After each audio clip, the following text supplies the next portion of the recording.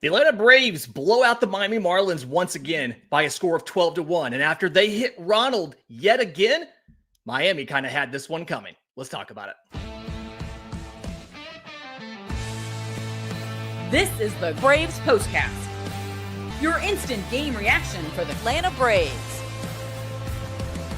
Part of the Locked On Podcast Network, your team every day. Yes, welcome on into the Braves Postcast, part of Locked On Sports Atlanta, where we cover your Atlanta sports teams each and every day. I'm your host, Lindsay Crosby, author of the Braves Today newsletter over at bravestoday.com. You can follow me on social media at Crosby Baseball.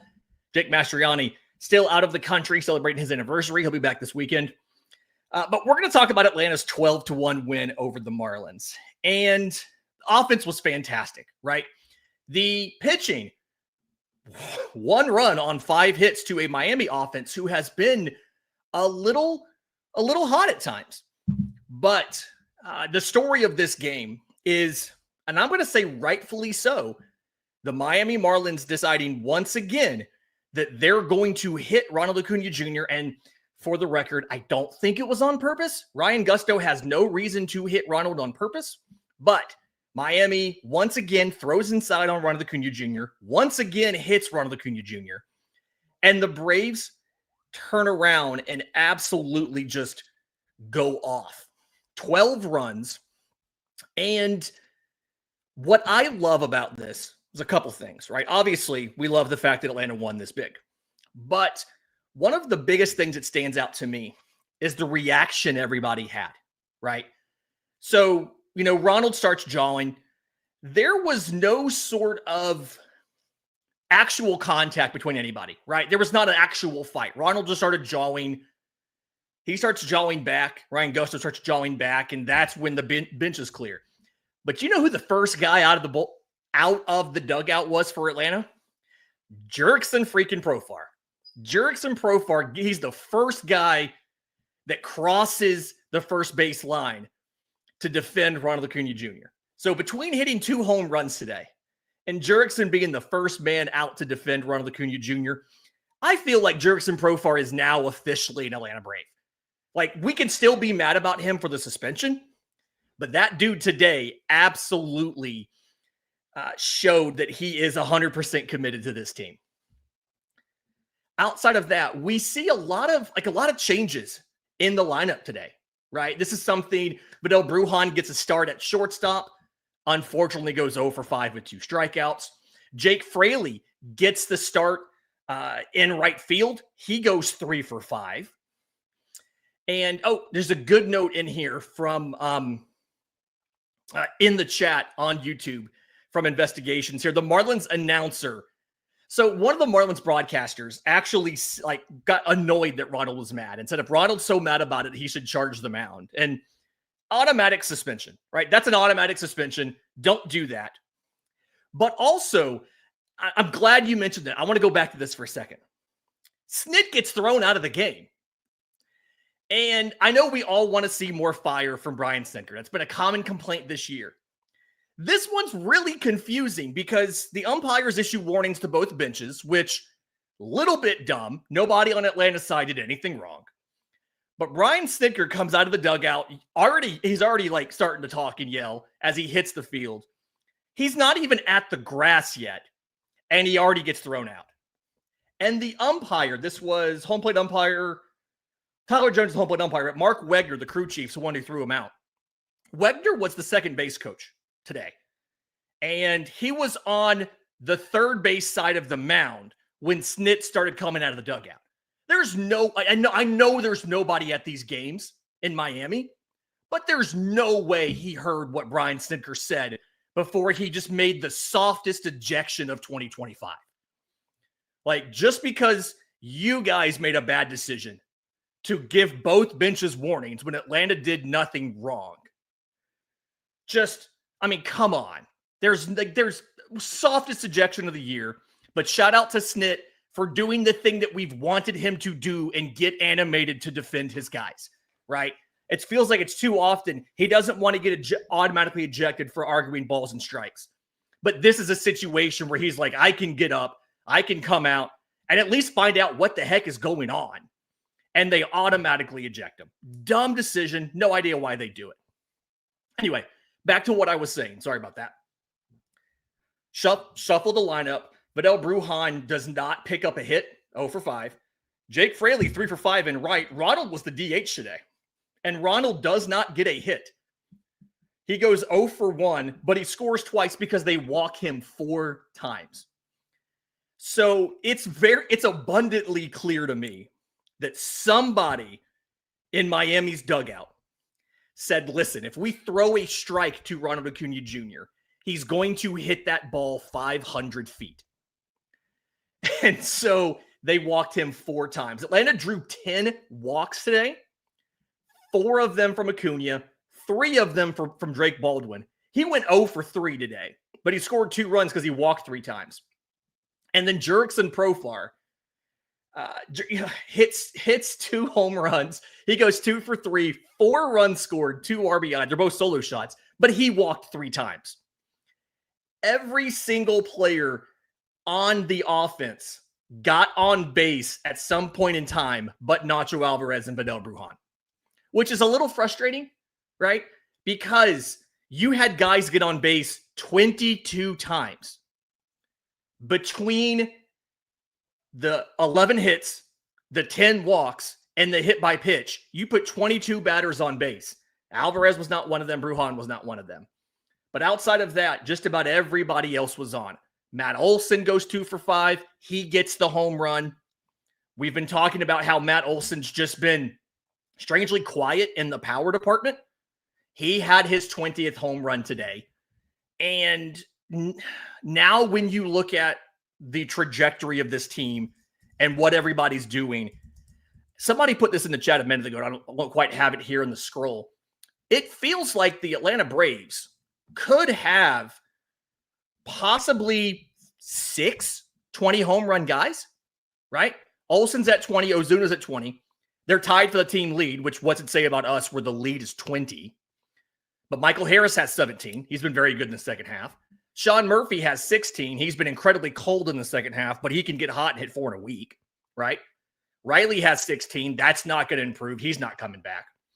Ronald Acuna Jr. has 15. If he were to play at Miami one more time, he probably has 5 more. But Ronald can absolutely get to 20. Drake Baldwin could get to 20. He's at 14. Jurickson Profar is at 12. And at this pace, and Ozzy's at 13. Ozzy's hit 3 in the last 2 games, right? He could absolutely get there if he keeps up this pace. Atlanta could have 7 20 homer guys if everything breaks right between now and the end of the year. Now, obviously, we don't know if everything's going to break right or not, but you can see a path where Atlanta has the ability to get a handful of 20 homer guys.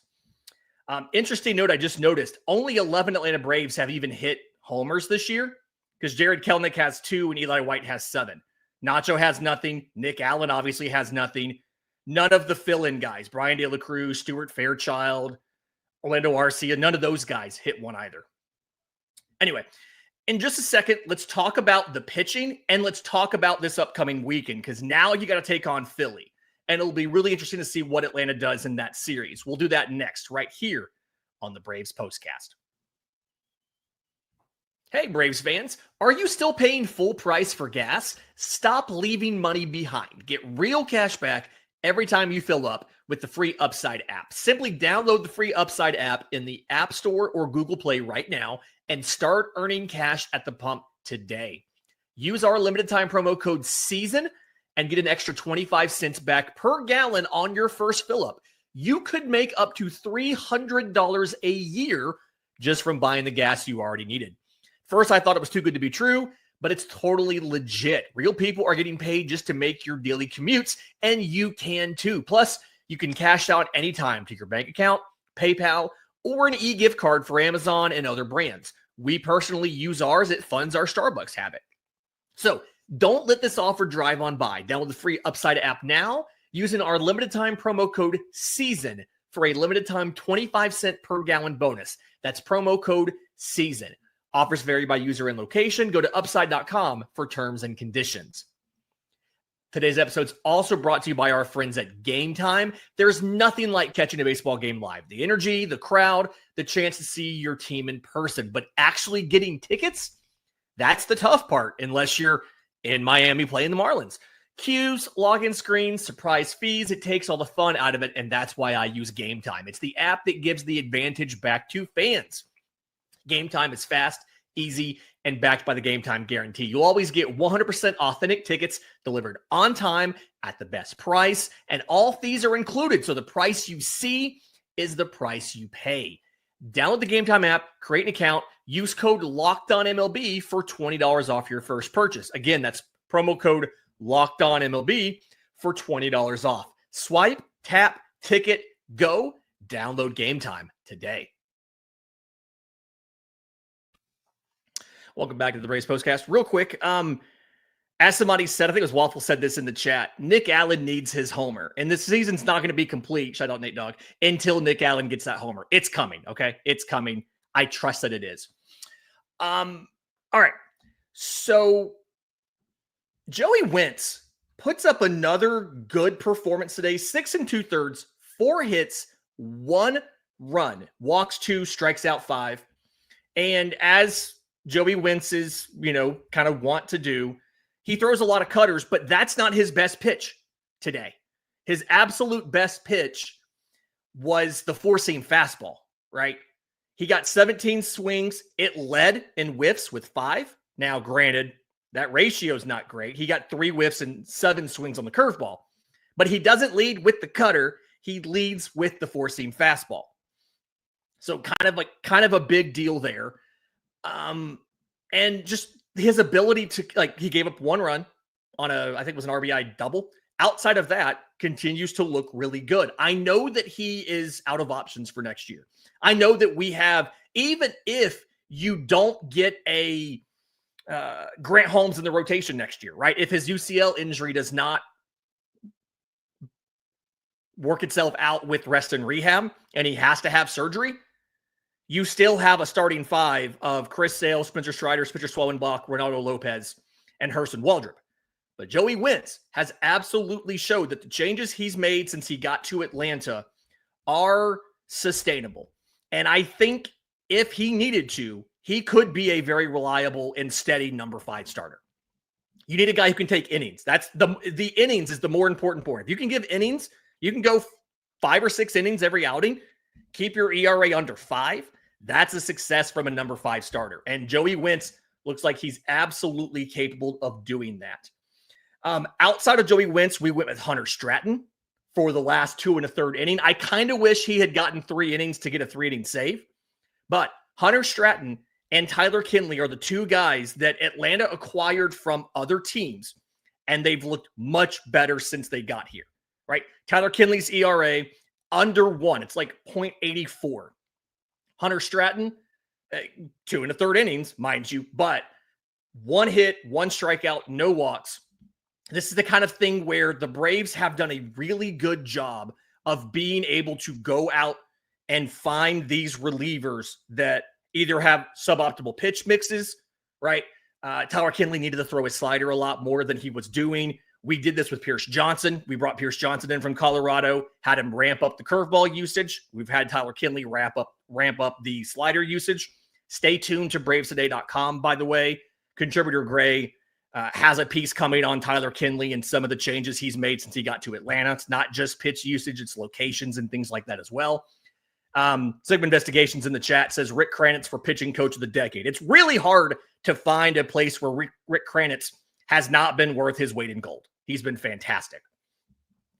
But what I feel really good about is going into a weekend against a tough Philly team, because Philly's always tough, and you're in Philly.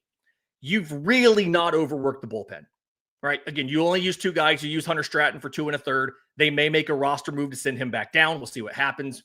But this weekend, Cal Quantrill versus Aaron Nola, Bryce Elder versus Ranger Suarez. That's Thursday, Friday. Friday's an Apple TV game, by the way, so just heads up on that.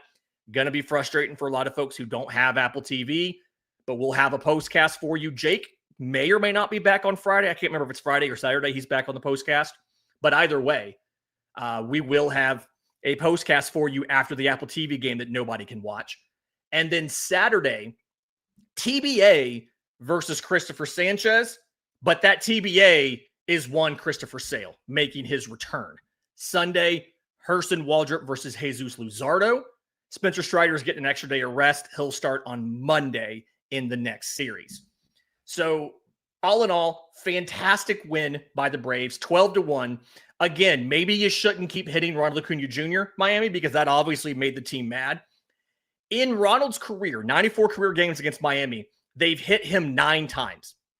The rest of the NL East combined, 249 games, the rest of the NL East has hit him 9 times.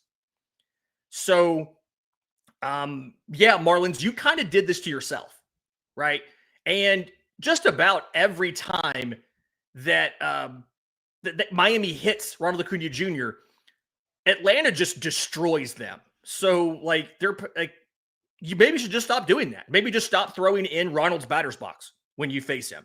Do like you did today and just walk him 4 times, right? But either way, again, Braves win this one 12-1. Do me a favor. If you're listening on audio, leave a 5-star review, Apple, Spotify, wherever you get your podcasts. If you're watching on YouTube, subscribe to both Locked On Braves and Locked On Sports Atlanta. Hit the notification bell so you know when we go live, whether it's Braves content from me and Jake, whether it's Falcons content. They just had cut down day. They're going to make a trade probably to get another right tackle. Want to hear all about that. And until next time, this has been the Braves Postcast.